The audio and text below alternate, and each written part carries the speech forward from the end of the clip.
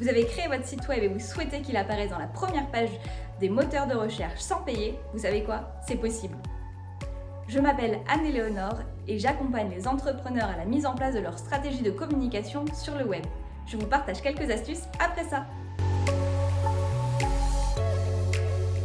Atterrir sur la première page d'un moteur de recherche sans payer, c'est possible. Les astuces que je vais vous partager sont plutôt dédiées à Google, qui est le premier moteur de recherche utilisé en France par 90% des internautes. Voici les quelques astuces. Petit 1, le champ sémantique. Le champ sémantique doit être dédié à votre entreprise, à vos valeurs, à votre cœur de métier, mais aussi au type de service, de prestations que vous vendez, à leur spécificité, à votre zone de chalandise. Ce sont l'ensemble des mots-clés que vont taper l'internaute dans la barre de recherche de Google. Par exemple, si je recherche des bonbons, je vais taper « Vente de bonbons piquants à Montpellier », spécificité du bonbon et zone de chalandise. Je vais alors tomber sur un ensemble de sites. Petit 2, la technique. Pensez à mettre vos mots-clés dans des balises. Les balises sont notées de H1 à H6 et correspondent au titre et au sous-titre.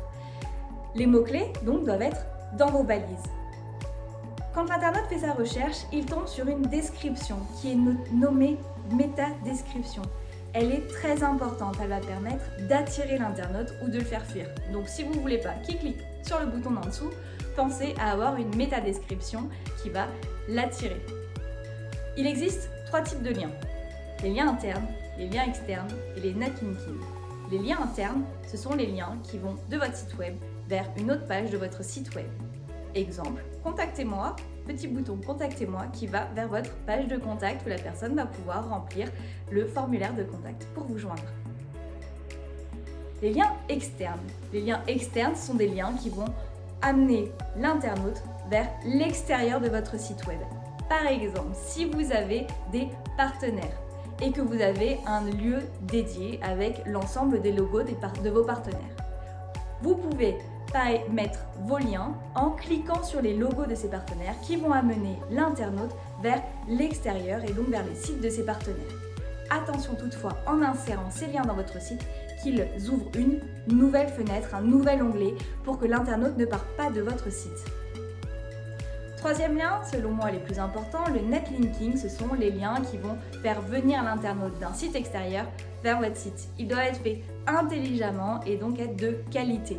Ces liens doivent se trouver sur des sites partenaires ou sur des sites de blogueurs, d'influenceurs, mais des personnes qui vont eux-mêmes avoir du trafic pour en créer sur votre site.